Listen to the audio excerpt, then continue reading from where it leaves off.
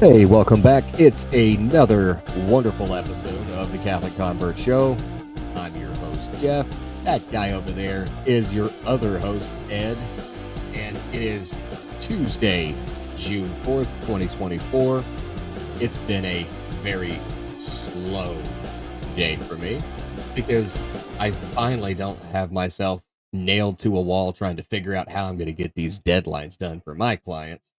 And so I've walked around aimlessly, kind of like that sad Pablo Escobar meme, just sat on the porch and stared for a little bit, stood in the empty pool, did all those things. But, that whole thing got me thinking there's a lot of really, really miserable people out there.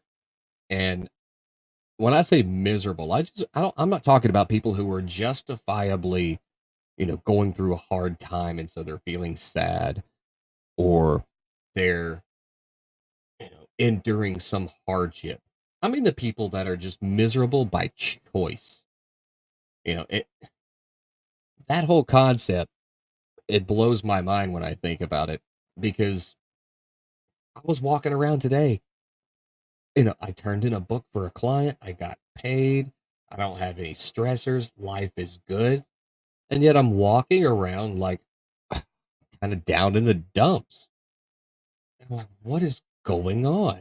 Like, why do I feel like crap when I don't have, my back's not against the wall and the clock is ticking against me and I'm not over here burning the candle at both ends trying to do 1,000 things. It's almost like an adrenaline junkie. You start off jumping off the roof and then you're like, oh, okay, now I'm going to jump off a tower. Now I'm going to jump out of a plane. What's next? Just launch me out of a rocket, Elon. Let's do this. But when things are good, people, and when you don't have a lot of problems, it's really easy to get kind of introspective on yourself.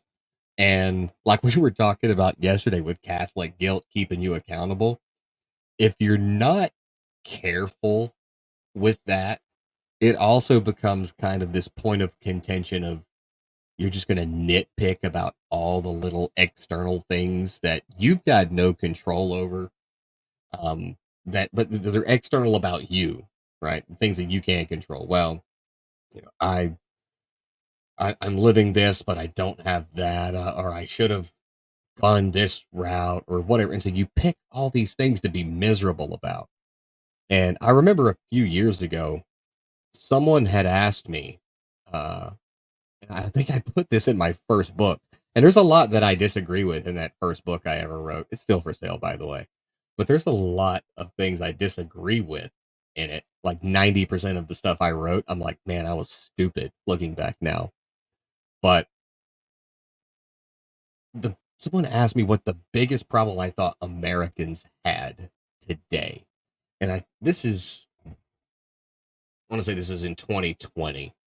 And it ticked a lot of people off because we're like in the middle of the whole COVID crap and everybody's losing their minds.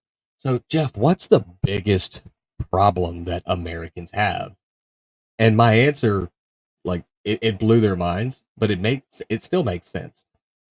The biggest problem Americans have is they don't have enough problems. Like, think about this. When I'm like, oh man, I gotta write 50 to 70,000 word books in the next 30 days, and I haven't started on any of them. I'm in my element. I can direct all my attention on that, and it's just boom, boom, boom. It's almost like a distraction, right? And I feel stressed out all day long trying to make sure, like, oh, what am I going to do if I don't get this? No, I can't run you to the store, son. I have to do this thing. And so I come back here and I'm sitting at my desk and I'm trying to get my minimum daily word count done for the book. And I mean, it doesn't matter if I get it written in a week. I'm going to change it at the last minute and have to rewrite the dadgum thing. But again, it's adding more pressure to myself and it gives me something to focus on. And that's what I think people struggle with now is they don't have enough to actually focus on as far as it being a real significant problem. We've got tiny problems. We got first world problems. Oh, Starbucks didn't have, my drink, or I missed that green light. Now I have to wait an extra 2 minutes at this traffic light because that stupid jerk over there couldn't, drive the speed limit. It's stupid things that we let ruin our lives, and we direct so much of this pent up energy at. It's because there's nothing big to focus on that's outside of ourselves. Because as soon as we start focusing on ourselves and all of our problems, we either get very self destructive, or we uh, go into outright denial and become narcissists. Ed, you're a good example of this. It, but we do. We don't have enough problems. And the only way, and I've said this before on the show, I've never met someone who was unhappy that had a mission that was focusing on solving problems for other people, that was focusing on serving other people. So when I'm sitting there and I'm like, I have nothing, you know, feeling kind of anxious, like, what do I do? I've got all this pent up energy. I go, oh, yeah, I can go do this thing that my wife put on a honeydew list back in like 2017. I go do that, you know, cool. We got it done. Thanks, babe. I took the trash out. It's been sitting there since 2017, but I did that thing. I'm doing something for you. Be grateful, you know. But the look, it's 2024. Everything is automatic. Everything is digital. Everything's convenient. You don't even have to leave your house to do anything. Like, I press a button on my phone, a car shows up outside. I give them my dry cleaning, and then they bring it back the next day. Here you go. I don't even have to go pick up my dry cleaning. Oh, I'm hungry. DoorDash, Grubhub, Uber Eats. It's all right there. There's just not enough to complain about. And so when there's not enough to complain about, we start looking at all these things that aren't worth complaining about, and we make, mountains out of molehills, you know. Like, I'm super bad about road rage. I've got nowhere to be in a hurry, like nowhere at all. But as soon as I get into the car, it becomes this mission. I have to beat my previous times. I have to miss as many red lights as possible. I I need to just flow smoothly and just get into the groove of driving without ever having to stop and weave around these people. It becomes like this little mini thing because I've got nothing to do. I've got nowhere to be in a hurry. I struggled for years, spent 2 of those years homeless, and now I've got a life where I control my schedule.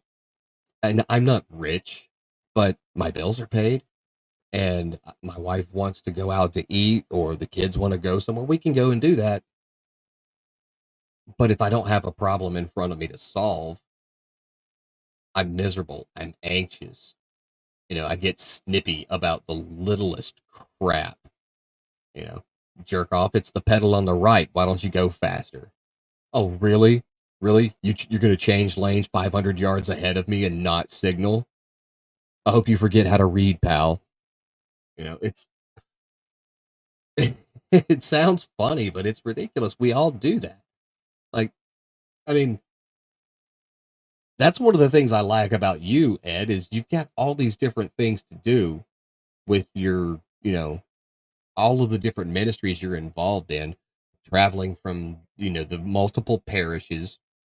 You've got the men's ministry, you've got the CCD classes, you've got the Bible studies, and then, of course, you've got your adoration, you're going to mass very often, all these things to do. And it does distract you from a lot of the piddly stuff because you've got bigger things, right? That piddly thing, that's why you're always in a good mood. I joke all the time that you're ODing on Prozac, No, it is. but you're in a good mood because you've got a mission, you've got things to do. and I'm not saying I don't. I'm involved in, the men's ministry at my church. I co-founded the Estovere men's group at my church. And, we're going out this weekend on a mountain hike up to some waterfall, taking fathers and sons. We're going to go, hiking and swimming in the river. It's going to be cool. All these things.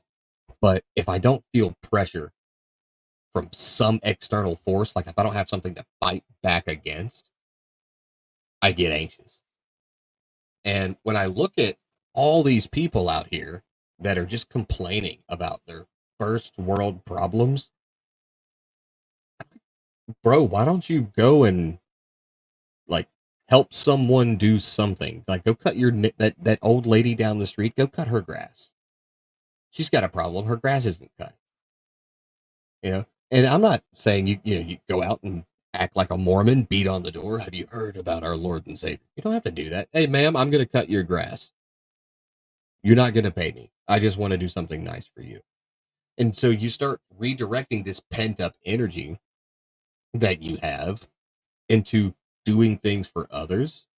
And by the way, one of the biggest and most used words in the original Greek translation of the New Testament was charity. I never see miserable people doing charity. They're always happy. They're doing things for other people. And no, you don't have to go like, well, I'm volunteering at the soup kitchen and clothing the naked and okay, but you can just go do something nice for someone else. If you go to the grocery store and if you see a lady pushing her cart, ma'am, I've got that for you. Let me help you load these up. Sir, I'll take your cart back for you. Very simple, small acts of charity, of doing things for other people when you're not so focused on yourself. You realize you've got nothing to really complain about. And the only reason you are is because you're seeking problems to solve because that's your human nature as a man. We're fixers. That's why our wives get mad at us when we're like, uh, I've got a headache. Do you want some Tylenol? No, I don't want Tylenol. I want to complain about my headache. Okay. And the only thing you're supposed to say when she says she has a headache is, oh, I'm sorry. I wish you felt better. They want commiseration. They don't want you to solve the problem. You know, my friend is being catty at our biannual Cobb salad lunch we have. Well, stop hanging out with her. That's not a solution. I mean, it is a solution, but that's not what she wanted. It's again, we seek conflict. We seek problems to solve. And by no means do I want us to revert back to, an older time. I don't like it when people go, I was born in the wrong era. No, you weren't. You were born right when you were meant to be, and it's your job to make the best of that era, right? Because I rather enjoy indoor plumbing. You know, I enjoy not dying of the common cold. I enjoy these things. I enjoy that, you know, my kids aren't gonna possibly get shanghaied and thrown on a ship just because we went to the store. Well, actually, that's kind of probably a real possibility now, you know, but that's a totally different episode. But Certainly. yeah, certainly, yeah, yeah. Oh, wait, that's happening. But but people complain about the smallest things when there are people out there that would be grateful for the problems that you have because Yeah. they're not Yeah. problems at all. They're these minor inconveniences in this lifestyle that we've become so accustomed to. And like Ed, you go out all the time and you've told me stories of when you go down to some of these really bad parts of the city and like down in Philadelphia or wherever. Mhm. And you're just finding the most downtrodden group of people you can, and you're like, "Hey, I brought you some stuff," and you're giving them toiletries, you're giving them, conversation, a little bit of acknowledgement that they're seen, and yeah, it's dangerous. Yeah, you might not ever come back from one of those trips, but when you're focusing on other people and helping them, all of your problems become really insignificant. You're like, "Oh, well, you know, I didn't I wasn't able to smuggle this other relic into the US. Shucks. They're not all smuggled. Some are acquired legally. I'm just saying, right? All these really small, insignificant problems, they stop being problems when you address real problems. But Yeah. that's why people are unhappy, man. Yeah, that's why Mhm. people are. They get on the internet. Oh, this guy who has a cartoon avatar picture said he disagrees with my take. I must now argue with him for 20 minutes. It's because your life is great. That's why. It's because your life is great and you've got nothing to complain about. So you're finding things to complain about. It's just weird phenomenon that we have, and it makes me wonder about was it kind of the same thing? Because obviously we don't know. Was it kind of the same thing for like people in you know medieval England after the plague, right? After the plague, things are coming great again. Man, this sucks. Yeah, I bet it does suck to not be dying of the bubonic plague, pal. Your life is pretty great. The king makes you take mandatory holidays because you should spend more time worshiping than working. Yeah, life sucks, pal. Oh, it certainly does suck that everyone now is traveling by horse and there's no traffic jams. You know? I wonder if it was the same thing. Like, if people, as life progressed and getting more convenient and better, no one's dying of the plague now. Did they still complain about the small things? Yeah, I, They I just wonder if they did. well, no, I'm sure some did, but I think if you look at it, if you examine the question, I think that the standard of living is higher today than it's ever been in the history of It's the humanity. greatest time And in yet history to be alive. it is. But then if you look at the number of people who are depressed, the number of people who are under a doctor's care for that depression, the number of people that are on Prozac, which I am not, just so that everyone's clear about that. But if you look at those numbers are at their highest as well. So you're saying, well, how does that make sense? Standard of living is highest it's ever been, but the misery level is also the highest it's ever been. That doesn't make sense, but it does because, and you kind of alluded to it earlier when you said that people sometimes are looking for problems. And I find that's true because, and I'll tell you why, and because I've known people in my life that seem to be seeking out problems and seeking out misery, and I was like, why would you do that? But in my mind, there's a simple explanation for that because then if you are angry about something, if you are sad about something, if you're mad about something, it brings attention to you. And people like that. People like people to come to them and say, "Oh, I'm so sorry you're going through this. Oh, what can I do to help? Oh, you this, you that, and everything." And I find that in your life, you're going to focus on one of two things. You're going to focus on yourself or you're going to focus on Christ. And people say, "Well, how do you focus on Christ?" And it's through those things that you mentioned about things that I'm involved in. I find Christ in everyone that I see out on the road, out in the street, out in the grocery store, wherever it is. And so, what am I going to focus on? I focus on those folks. That's what I do. I see Christ in all of their faces. I see Christ in all of their issues. And I choose to look at that as opposed to looking at me because, yeah, I mean, if we're being honest about it, any problems that I'm going through, I can walk out the front door and I can find 100 or 1,000 people that are going through a lot worse situation than I'm going through. And I don't like to see that. I don't like to see people suffer because in my mind, if I'm seeing my neighbor suffer, my friends, my family suffer, I'm actually seeing Christ suffer. And I don't like that at all. And that's why I do all the things that I do because what better call is there in life than to serve Christ? And I will tell you this, at certain times in my life where I've been out of work, underemployed, whatever, and I've done things to keep things together, like being a Lyft driver, things like that.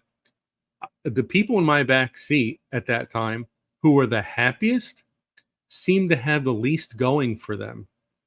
I would pick up a guy at a $2 million home, throw his luggage in the back of my car, and take him to the airport because he's going away for 2 weeks to some tropical paradise, and the guy was miserable the whole time. And then I've picked up people in parts of town that didn't look inhabitable. That, you know, their row houses next to 3 row houses that needed to be condemned. And then we'd have the best conversations, and we'd be laughing, we'd be joking. And these were happy people. It's because they're focused on the right thing. You know, Christ told us, in this world you will have trouble, but take heart because I've overcome the world. And I think people need to take that and embrace that. Yeah, I mean, there's a lot of nonsense that happens out there, but that's not our concern, and that's not our focus. Our focus is on the next step, the next level. And there's enough joy in this world to keep us going through all the misery and through all the, you know, I've spoken about my mother, most likely with you, and certainly anyone who's read any of my articles about my mom or anything like I didn't that. even know you This is had a one. parents. Yeah, you thought I I was thought you found just like under came a. out from under a rock or something. And well, I do that on a daily basis, but there was an origin to me. But but my mom, oh my gosh, if I've ever seen a more joyful person in my life, I can't remember who it would be. But this is a woman who, uh, her, you know, she grew up in poverty. Her mother died of breast cancer when my mom was only 17. My mom, right out of high school, went to work to pay for her 2 sisters to go through college so they can become teachers. Um, she had rheumatic fever as a child. It damaged her heart. She had 3 bouts of breast cancer. She had multiple surgeries on her heart. She had uh, a crippling arthritis that threatened to put her in a wheelchair at the age of 40. She had migraines that would last for days on end. And yet I never saw a more joyful person. I I had never heard my mother complain once about anything. And when my mom smiled, it wasn't a fake smile for the kids' sake. It it was a genuine smile because she had us, she had my dad, and she had Christ. And in her mind, there was nothing else. She had family that loved her. She had a God who loved her. She asked for nothing else. And I take that as an example. I take my mom as a role model. She's been gone almost 20 years now, and she is as much an influence today on my life as she ever was, maybe even more so, because the further I get away from her time with me, the more I understand who she was and how she lived, and I try to emulate some of what she did. But this thing is, we have so much time on our hands today. Everyone's life is pretty good if you live in the US of A. And we have all this time, and instead of focusing on other people and focusing on Christ, we turn it inward and we focus on ourselves. And yeah, when you focus on yourself, you're going to find some things that you don't like too much, and that makes people miserable. And that's why when I go out on the highway, if I get a little bit too close to somebody, or if I accidentally cut someone off, I'm going to get the bird thrown at me. I'm going to get yelling and, hey, F you, buddy. And you know, if I go to a grocery store and my cart bumps someone else, I'm going to get a dressing down right there in the aisle. You know, everyone's so angry. Everyone is so filled with hate. And I think to myself, why do you feel that way? You've got so much going for you. You've got a bank account that's 20 times the size of mine. You've got 2 cars in your driveway. You're taking vacations to the Bahamas every year. Why are you so miserable? And I realize it's because they're so focused on themselves, they can't see 2 inches away from them. They don't see Christ in other people. They don't seek out Christ in their life, and it's a sad way to live. I'm sorry to say, but that's what I see out. I see the people that are seeking the right things, that are happy. I see people that are seeking the wrong things, that are miserable. And we need to change that. And honestly, you know, Jeff, you'd mentioned some of the things that I do, and you said, I mean, I'll go to Philadelphia. I'll go to some nasty sections, places that when you see it on TV, you're like, whoa, glad I don't live anywhere near there. But I'm there to So meet pretty much Christ. all of Philadelphia. And I'm yeah, just kidding. I'm not meaning that for everyone in wait a minute. Philadelphia. There are some beautiful sections of Philadelphia, I you know, I know. go I to had these to other say neighborhoods that's why I had and to say it because someone's gonna I get gotta angry. say something. They're gonna send me But hate mail. but when I but when I get there and I'm with these people, there's no fear on my part. There's no, oh my God, I'm gonna get knifed or whatever. No. I mean, if it happens, I'm not gonna be too I'm married to a pleased Latina, about so it. I'm always afraid I'm gonna get Um, knifed. but so you're always worried, right? but that's the thing is that if I'm if something happens to me while I'm doing the work that Christ called me to do, I'm willing to accept that. I mean, because what better? You know, we talked yesterday.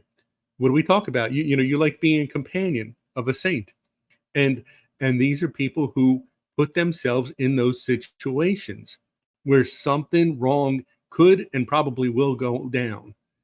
Um, but they did it joyfully. They did it happily. They did it. They didn't do it with a gun to their head. They went and served the Lord because that's what they were called to do. And they were happy to have that opportunity. It's the same thing with me. When I go to my men's club and my Bible studies and my CCD and all these different things, you know, I'm humbled. I feel like I can't believe Christ is giving me these opportunities to serve his people in this way. I mean, what more can I ask for? A trip to the Bahamas, or whatever? No, I don't want that. I, wait, but it's where do you come from, and where are these things? How are these things built up in you? Like when I was a kid, and we weren't by any stretch of the imagination poor. I mean, I drive by my old house sometimes now, and I'll say, "Wow, that was a tiny little house. There were 6 people growing up in." But we didn't. We went on one vacation in my entire childhood, and that was just a tiny cabin that we rented with other cousins. That was on a lake. There was no running water. We had to walk about a mile down the road to get a pitcher of water every morning to cook and clean with and stuff. There was no heat, no air conditioning. It was just, you know, it had screens in the windows, and you let the summer breeze move in. And this was in on Music Lake in the Poconos of Pennsylvania. This was not like, you know, the mecca of travel or anything like that. But that was in my entire life growing up. We went on vacation, and but my life was riding my bike and spending time with friends. And if we went outside, we go into the woods, and we literally did do the whole, making things out of sticks, and playing cops and robbers or cowboys and Indians, which I guess is, politically incorrect to do now. You can't play No, it's uh, livestock those management games. personnel and indigenous peoples.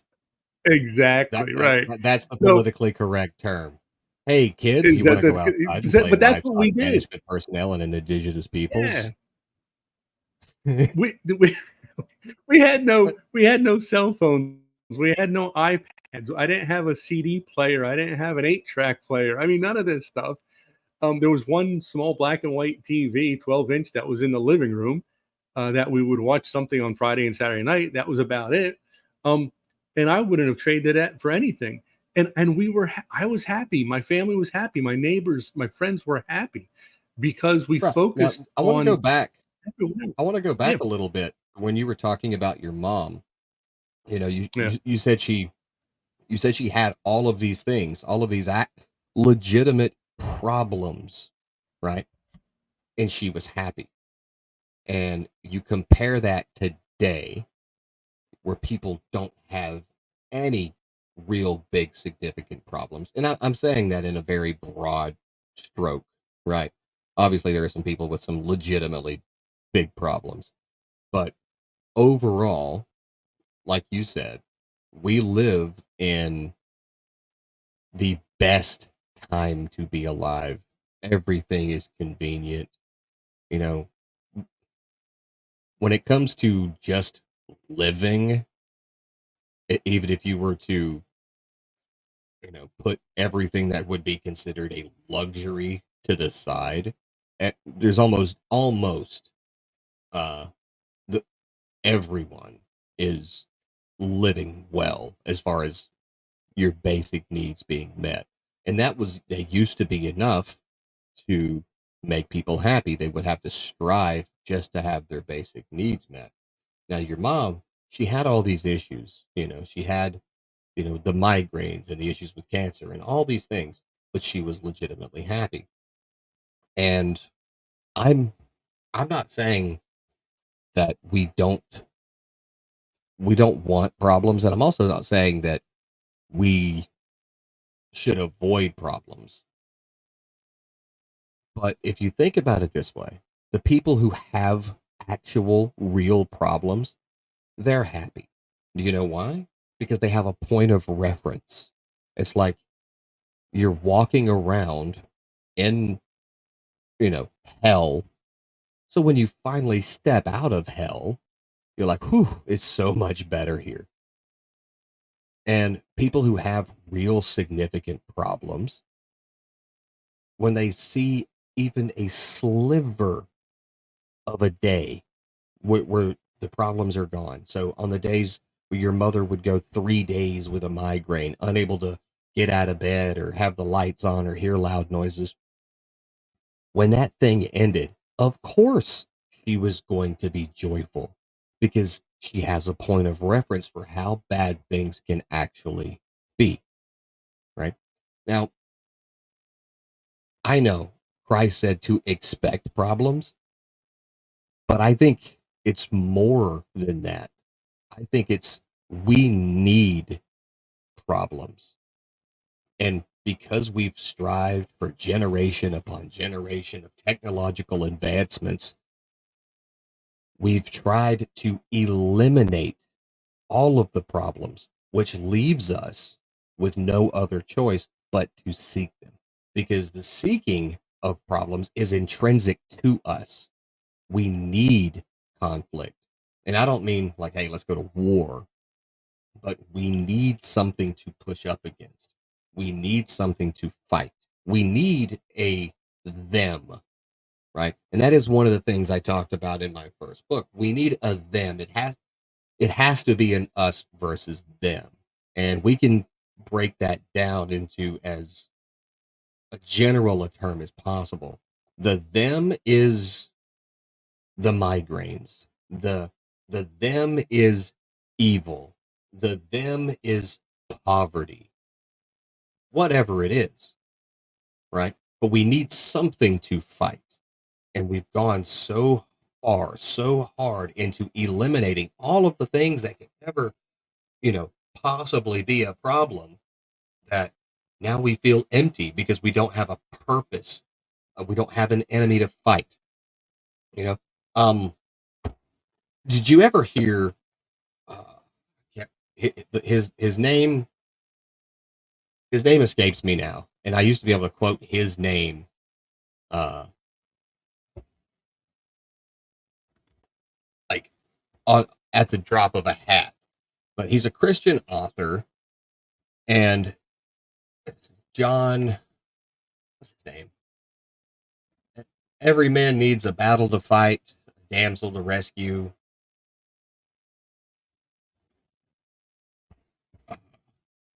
What was it? Deep in his heart, every man longs for a battle to fight, an adventure to live, and a beauty to rescue. And that comes from John Eldridge, his book called Wild at Heart. Now, he's not a Catholic, but it is a Christian book. And I think that's what people tend to forget. We need a battle, we need an adventure, we need something to strive for or fight against. And that's why you see people complaining about the smallest things. It's because they don't have a point of reference. Life is great, and they do not have a point of reference for when life isn't so great or when it's downright horrible. It's kind of like when you see those 14-year-olds on social media talking about uh, we need communism. Okay, go live in a communist country. You think we need it because the only point of reference that you have is living in a capitalist society. But I guarantee you, when you go and live in a socialist country and you go and live in a communist country, you'll be like, oh, wait, no, no, no, no, no. I was wrong. And it's that same narrow-minded point of reference. Well, the lack of a point of reference. I don't know what bad is like. So I'm going to complain about all the good things because it's not good enough, or it's not better than it is, even though it's absolutely fantastic right now. Yeah. But you know what? I think there's also a deeper problem there is that because you're talking about this author who says that, yeah, we kind of internally, it's part of who we are, that we need these problems to arrive, but with the point being that we want to show that we can overcome those issues. Whereas today, people are looking for these problems so they can say, look at me and look at how I'm oppressed. Look at how I'm suffering. You should feel sorry for me. You should help me out. It's you're looking for the same thing, but you're looking at it for the wrong reason. We used to look at a problem Exactly. that we could overcome, and now we're looking for a problem that can be associated with us, and people could feel sorry for us. And boy, what a miserable way to live. It's the same thing. You look at, and again, I hate, I can use myself as a point of reference because I know me. When you look at the things that I get involved with, why am I doing those? I work with CCD kids because I see teenagers who are struggling, and who, if they had a better understanding of God in their life, would could alleviate some of that struggle. I work on Bible studies because I see people struggling with understanding the Word of God, and maybe if they understood the Word a little better, they would be able to overcome some of the issues in their life. And I could use that same kind of analogy for everything that I'm involved in. It's overcoming the issues as opposed to looking for an issue that I can associate with and say, "Oh, woe is me." And that's the society we have today is, "Oh, woe is me. Feel sorry for me. Look at all I'm struggling with." Yeah. You know, that's exactly my point. We do need problems. But when we don't have problems that are significant, we make up the extra layers. So someone says, and I'm going to use this as an example here. Let's say it's a huge inconvenience for me being morbidly obese that I should have to buy an extra airline seat just because I take up two airline seats.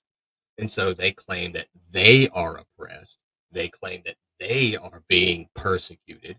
And they rally and make enough Exactly. noise and bang their little heads on the floor until daddy buys them that cereal with the toy in it in the grocery aisle. And then they say it's a huge problem, people being anti obesity and being fat phobic. No, the problem was that you were obese and that you tried to make it that everyone else's problem. You were not oppressed because you can obviously go and do whatever the hell you want, and you can eat as much food as you want also apparently. You're not oppressed. You're just mad that you have to pay extra for literally being extra, right? And so then you have this constant I'm so oppressed, and it's a persecution of me when it's not. That people turn around and see you as the victim, poor you. Now you have zero reason to take any kind of personal accountability and personal responsibility for your own actions because, hey, we're Southwest Airlines or whatever. We'll just give you the seats for free. You don't even have to buy the first one. We'll give you the seats for free. Meanwhile, the guy over here standing and he's arguing with uh, the the lady at the desk because she wants to charge him an extra $50 because his carry-on is 3 pounds heavier. Yeah, you're very oppressed when you're getting things for free. You know, it's the problem is that you're obese. You can attack that issue, but that issue again, it's like with me when I start looking at things about myself I don't like. So I can go and look for problems in other people to help fix, and obviously I'll feel better. But or you find people way worse off than you, but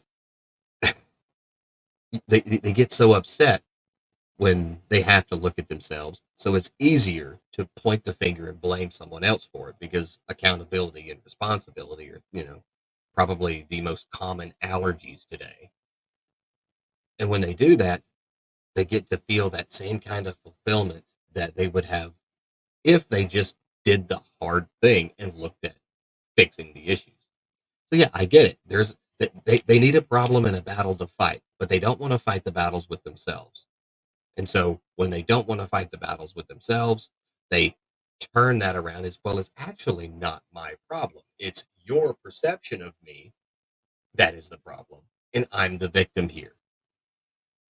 And that becomes their entire identity. And that's why they're just absolutely some insufferable people. Which does, in using that airline reference, it does beg the question why blue hair seems to cause obesity. But again, that's a whole different episode. I'll just leave that little nugget out there because all of them have blue hair. That seems to be the common denominator. But yeah, we need problems. We need problems that we can feel fulfilled in attacking and solving. And when we don't have those, we take things that aren't problems, we turn them into problems, and then we redirect them as everybody else's fault. And that's why we're all miserable.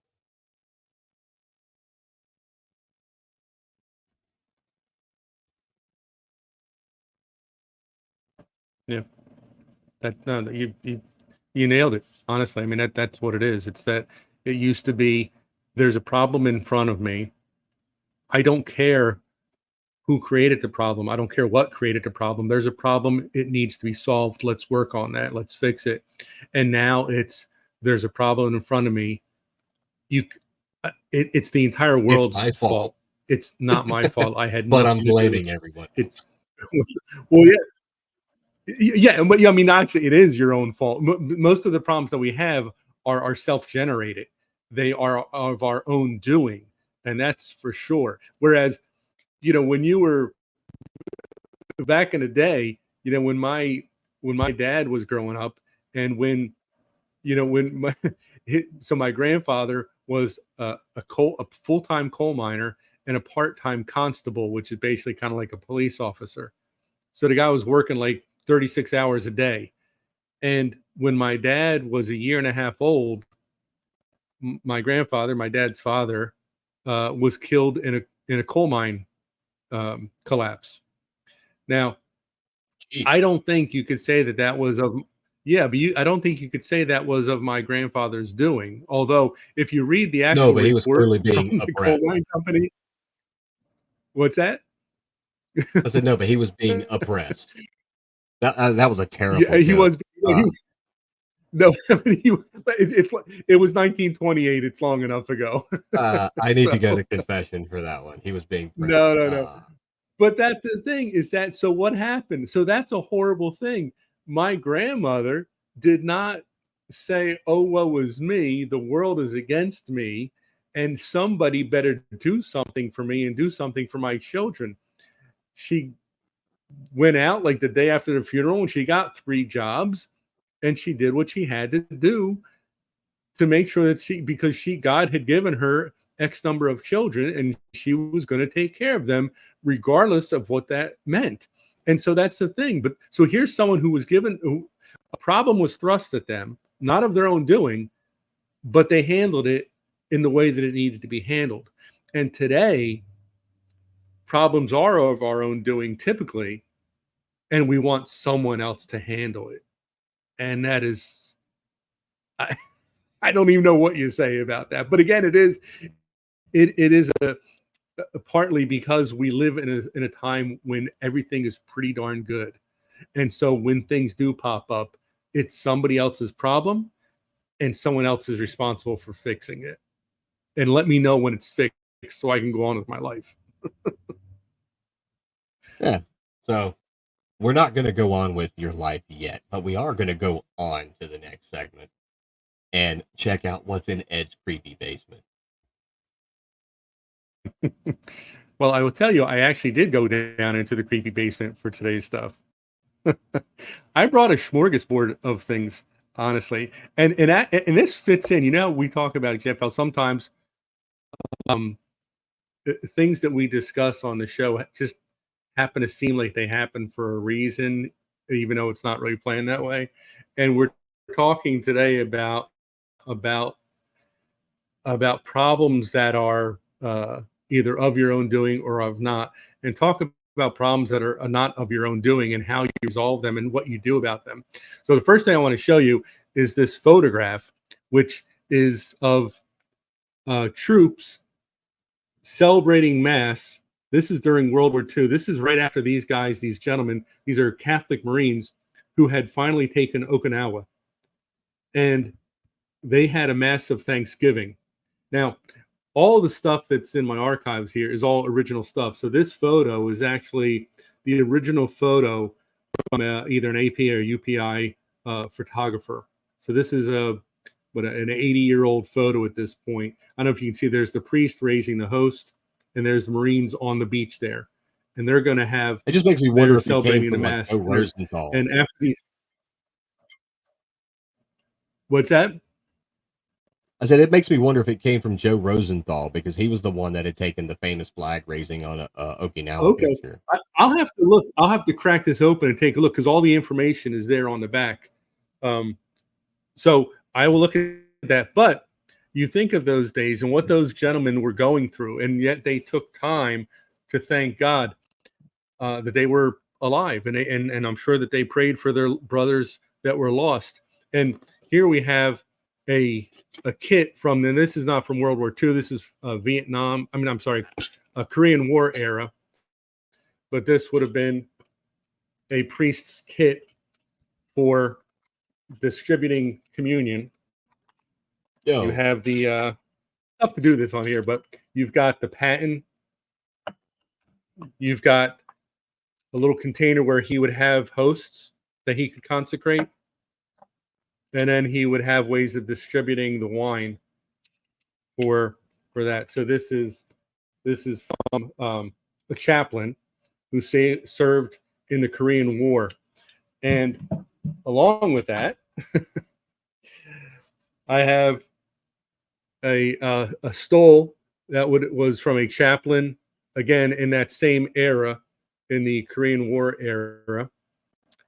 And then, just to show you how things have changed, I have a stole from the modern day chaplains, I hate those and uniforms. it's kind of interesting. What's that? I said I hate those uniforms. It's kind We of we still had neat. BDUs when I Yeah. got out of the army. I've been out of the army Oh, about okay. 18 years. So, yeah. Oh, it's been a while. But the one thing I noticed with these, it's very fascinating, is that at the bottom of the stole, there's actually weights in here. And because the thing is a lot of times these were being worn on the field of battle, and a priest, as a chaplain, was Or serving his duty at the very least during some very outside and it difficult gets times. windy. But yeah, you're outside, it's windy, you're running around, it's wild out there. And then um, so there you go. So just you think you're having a tough day, you think that things are difficult for you. Think about being a chaplain on the field of battle. Think about being a Marine who just after weeks of fighting had taken an island in the Pacific. How many thousands of miles away from home are you? And you're just thankful that you can. The altar there, if you can see close enough, is comprised of ammunition boxes. If you I can was gonna zoom say it in, you looked like can see ammo the, crates. Chesty yeah, right. puller would So approve. yeah, exactly. And so, man, I'll tell you what, life is pretty good for most of us. It's pretty, and then I'm not saying that people don't suffer, because obviously they do, but I'm sure that there's someone out there who's a little worse off than you are at this particular moment. So whatever it is that you're going through, thank God that you're alive to go through it. That's the way I Yeah, look at it. So there's that one is our piece. installment of Ed's Creepy Basement today. Yeah, those things are cool.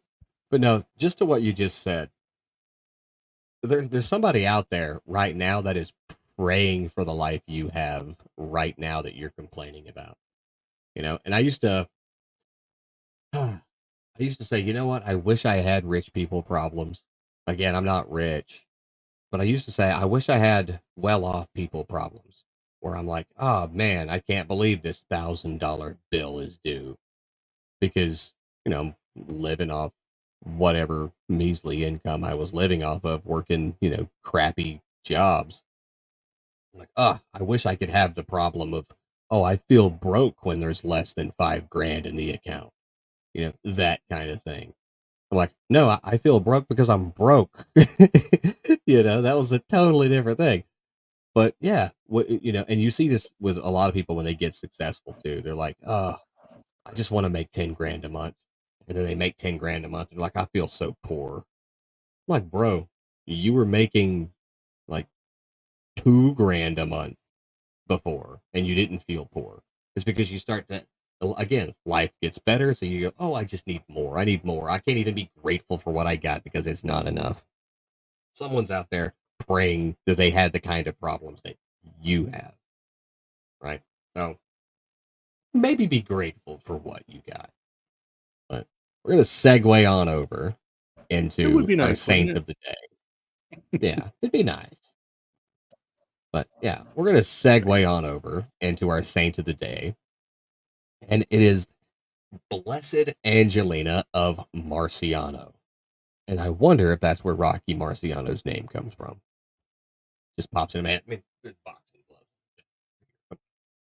But so Angeline was born to the Duke of Marciano near Orvieto, and she was 12 when her mother died. 3 years later, she made a vow of perpetual chastity. That same year, however, she yielded to her father's decision and she married the Duke of Civitella, and her husband actually agreed to respect her previous vow. Now, when she died 2 years later, oh, sorry, when he died 2 years later, Angeline joined the secular Franciscans and, with several other women, dedicated herself to caring for the sick and the poor, widows, and orphans. Um, when many other young women were attracted to Angeline's community, some people accused her of condemning the married vocation. And legend has it that when she came before the king of Naples to answer for these charges, she had burning coals hidden in the folds of her cloak. So when she proclaimed her innocence and then showed the king that these coals had not harmed her, he dropped the case. Now, Angeline and her companions later went to Foligno, where her community of the Third Order of Sisters received papal approval in the year 1397. And then later on, she established 15 similar communities of women in other Italian cities. She died July 14th, 1435, and was beatified in 1825. Her liturgical feast is celebrated on July 13th, but she is our saint of the day. Now, I know we're talking about Blessed Angelina Marciano. However, I just want to say the Duke of Civitella that she married, he actually uh, respected her vow of perpetual chastity. I have theological questions here because it's not a marriage at all until it's consummated, right? And that's literally the way the church looks at it. It is not a marriage unless it's consummated. So it makes me wonder if that could be technically a marriage in the eyes of the church, at least. Obviously, it was probably for like political purposes, right? This duke's daughter needs to marry this duke over here because it creates allegiance. I get all that, but I went down the weird rabbit hole. But I will say good on him for respecting her vow to Christ for perpetual chastity because that's got some Saint Joseph vibes, you know, the ever chaste Saint Joseph. Yeah, It's got exactly. some Saint Joseph vibes there, so I gotta respect that. It certainly does. Well, but you gotta look at it this way, is that there's a difference there. You're saying that he knew going in what was gonna happen, and he respected her vow. That's different than, like, he gets married and she says, "Oh, by the way," you're gonna Well, you're gonna no, be taking no, quite a few because think of it cold this way: showers I'm a for the duke. next. Think of it this way: I'm a duke, and you're gonna marry me. I want sons, and this is the 1300s. It's not like she could have said, "No, I don't feel like it." She said, "I made a vow," and he said, "I respect that." Well, Again, there you go. because here's the thing: he did not have to respect I, that as her husband, as yeah, a duke in those days. true, true. So again, he made the Well, choice. I think you're And gonna have to do a again, little it's more that's research why I on said this. it's got some Saint Joseph vibes, right? Because I mean, even Saint Joseph didn't have to respect it, but that's why he's Saint Joseph, right? Because think about it, he's like, no, I'm not gonna. Now he Yeah, probably would have been hit exactly. by a lightning bolt or seven, but you know, he also had a fiat and said, oh well, this is what God wants. There we go. That's what I was saying. It's kind of impressive for a duke, a monarch, to be like, okay, I won't have any heirs. Yeah, impressive, but also impressive for her for having the guts to say, hey, I made a vow, and of course what she did with her. And again, it ties right in. And I don't research these saints of the day before we do any of these. We were talking all day about doing for others, being perpetually happy. And what was she known for? Her incredible works of charity. It ties it all in again. There you go. Just like what we were saying with It sure the does. stuff that came out of your creepy basement. It tied right into what we were talking about, which wasn't planned either. I just started talking when the microphone came on. Listen, Holy Spirit knows what he's doing. Eh, he might. No, he definitely does. Makes it easier He to might. wing it when I've got a good co-writer in my ear giving me breaking news over here. Exactly. This just in. But all right, we're going to go ahead and get this one wrapped up because I've got a kind of a free day today that I'm going to enjoy. And for all you watching, listening, if you don't have a free day, then consider yourself lucky because other people have nothing to do and they're going to be bored out of their minds. You've got something to do. But before we do, quick reminder, hit the Google Play or the App Store, download Holy Habits. Um, had a few days where they were down for some maintenance because they were making some updates to other parts of their infrastructure, but they're up and running again. They are back. So check it out. It's the best Catholic habit tracker out there. And it's free. You know, if it's free, it's me. Well, they always ask, what's your favorite kind of beer? Well, it comes in tiers. Um, if it's one, cold, two, free, three, in my hand. There we go. But you all have a wonderful day. Ed, let's get out of here because I'm pretty sure they're tired of hearing about us. They're probably already mad that we called them all out on not having any problems. Exactly. Again, send those cards and letters to Jeff Yeah, at. send them all to me. Send them all to me. All right. I'll use them to clean up after my dog. All right, we're out of here. Y'all have a good one. Good to see everybody. God bless.